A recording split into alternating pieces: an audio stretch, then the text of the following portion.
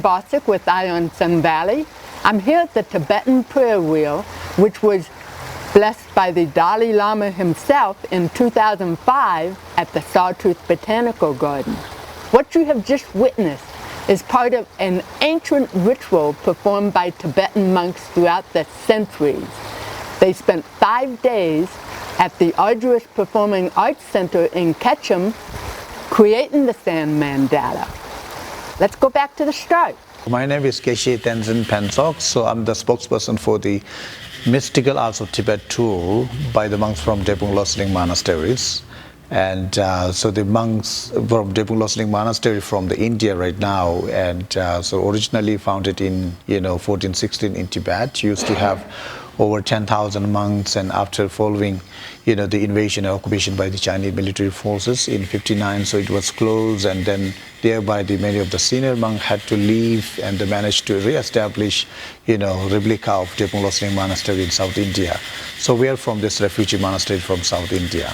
Myself, actually, when I was 6 years old, and I joined the monasteries, because I was born just very close to the monasteries, maybe like 5 miles away from where I was born, because there's a refugee Tibetan settlement in Mungot, South India, in Karnataka state. And maybe over 20,000 refugee people, Tibetan refugee living there. And there's 10 camps, refugee villages or camp, and then surrounded by two big monastic, the universities, Drepung Monastic University and Gandhar Monastic University. So each monastic university has over 5,000 or 4,000 student monks studying on Buddhist philosophies. So while we're doing the opening and closing ceremonies, we're using many of the instruments like the long horn, 10-foot long horn trumpets and high horns and cymbals and drums and so on and so forth. And traditionally speaking, so long horn produces the very low, strong low, the sound that actually symbolizes the strength of the earth. The high horns, produces the high-pitched tone, high-pitched, sound.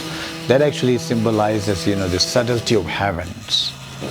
So the rest of the instruments, like the cymbals and the bells and rest of the instruments, by method.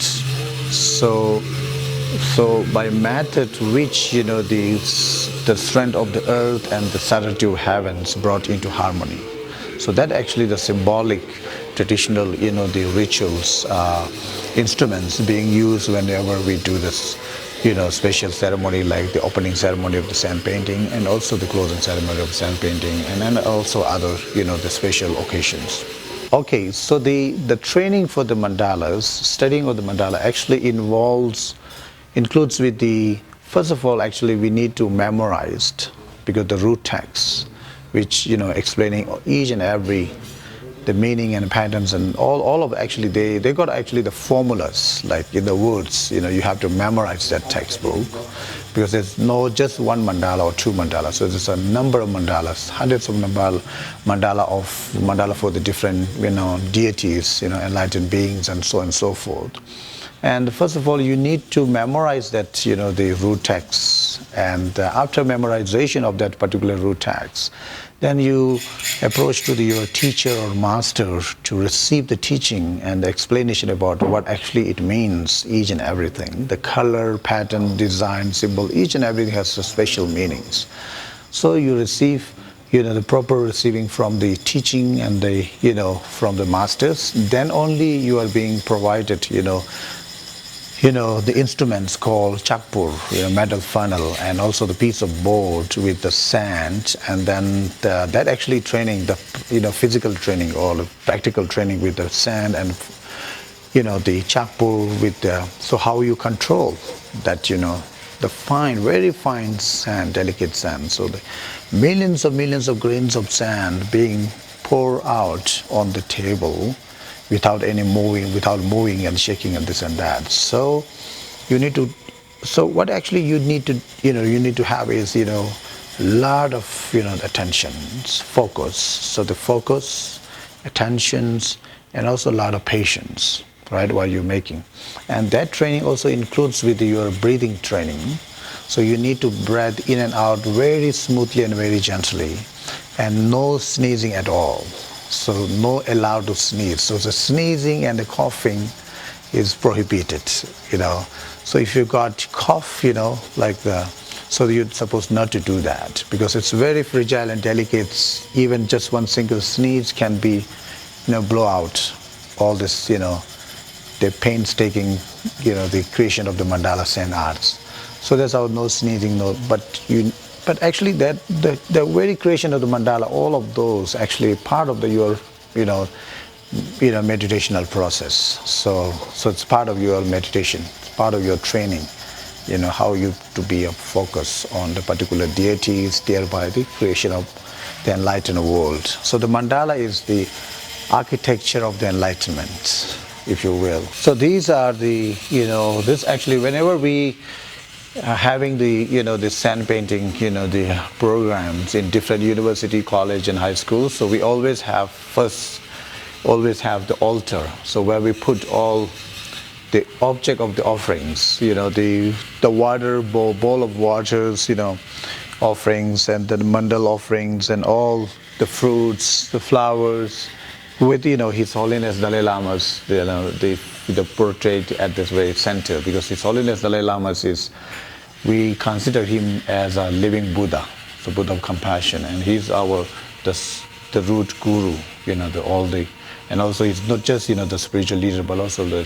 temporal and both the spiritual leaders. So we paying homage to him, and so that's why we put the portrait, the photo of His Holiness Dalai Lama's, and then thereby they're making so many, the offering items. So while we talked about the offerings, so mainly we're making offering towards, the five senses, right? So whatever you consume in your life, you're consuming through the five senses.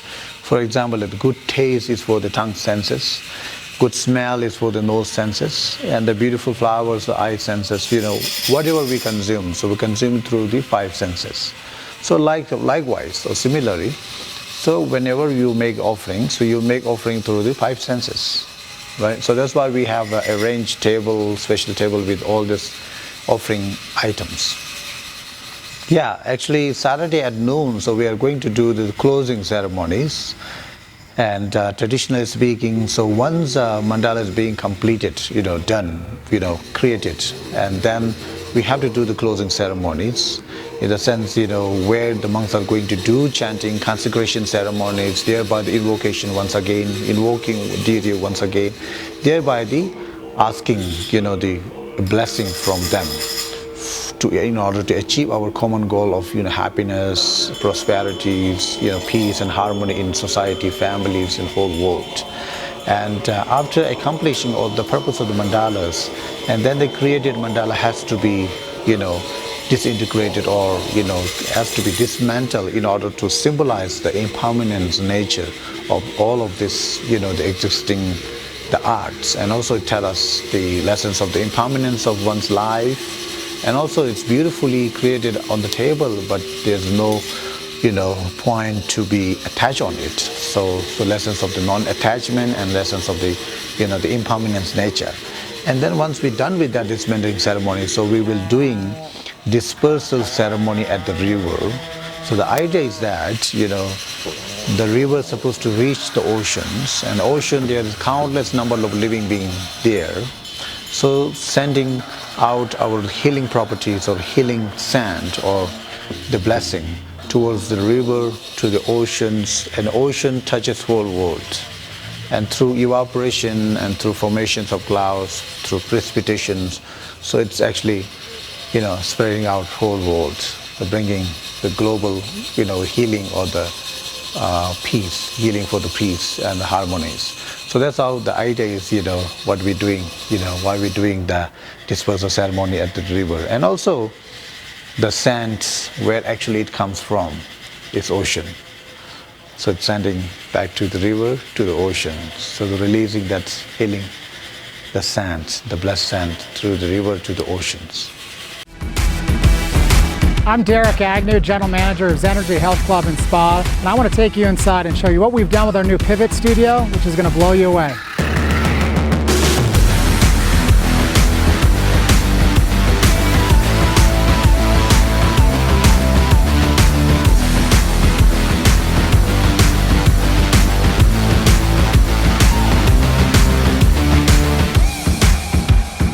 The therapists tell me that Pivot really is the game changer. It fills that final gap that we were missing at Zenergy, things they could not do in our main gym.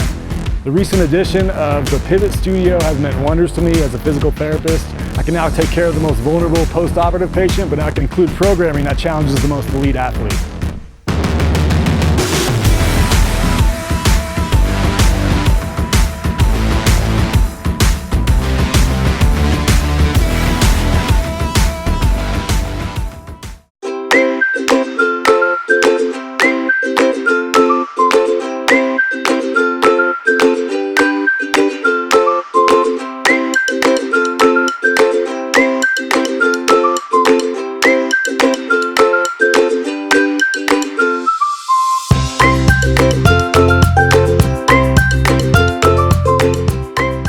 Atkinson's Markets, better food, better price, better service.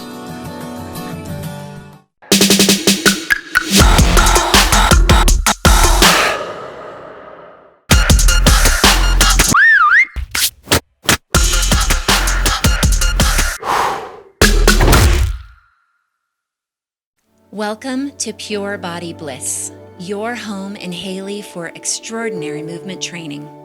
Pilates, yoga, and fusion classes, as well as incredible massage. We specialize in private and semi-private sessions, dynamic group classes, and exceptional massage techniques to both realign and relax. At Pure Body Bliss, we have something for everyone, including restorative yoga, core-focused Pilates, and our studio-exclusive high-intensity burn classes, just to name a few. All taught by patient and highly educated professionals with thousands of hours of teaching experience. Have fun, work hard, sweat, then relax, restore, and rejuvenate, all in one beautiful setting. Solidify your resolutions with our complete unlimited membership.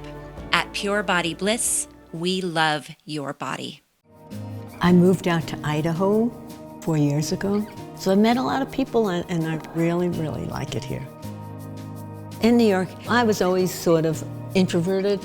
When I came out here, that no longer was me. I became extroverted because the people here are so friendly and warm.